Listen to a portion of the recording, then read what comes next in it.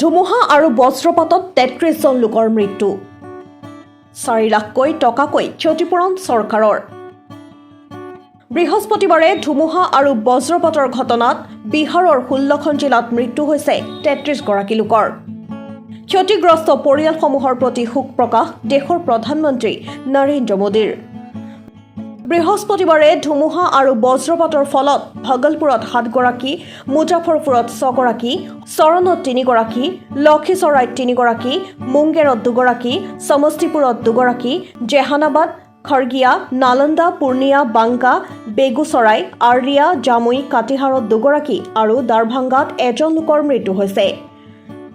মুখ্যমন্ত্ৰী নীতিশ কুমাৰে টুইটাৰযোগে সদৰি কৰি ৰাজ্যখনৰ ১৬খন জিলাৰ ৩৩ গৰাকী লোকে প্ৰাণ হেৰুওৱা কথাটোত শোক ব্যক্ত কৰে। লগতে ৰাজ্যৰ প্ৰশাসনক অনতিপলমে ক্ষতিপূৰণ হিচাপে ৪ লাখকৈ টকা দিয়াৰ বাবে নিৰ্দেশনা দিয়ে।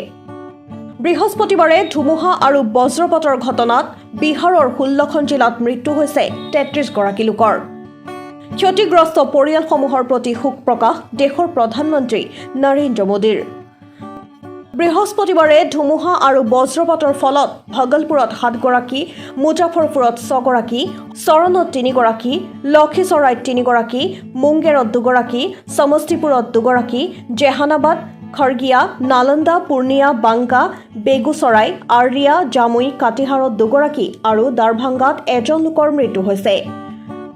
মুখ্যমন্ত্ৰী নীতিশ কুমাৰে টুইটাৰযোগে সদৰি কৰি ৰাজ্যখনৰ ১৬খন জিলাৰ ৩৩ গৰাকী লোকে প্ৰাণ হেৰুওৱা কথাটোত শোক ব্যক্ত কৰে। লগতে ৰাজ্যৰ প্ৰশাসনক অনতিপলমে ক্ষতিপূৰণ হিচাপে ৪ লাখকৈ টকা দিয়াৰ বাবে নিৰ্দেশনা দিয়ে।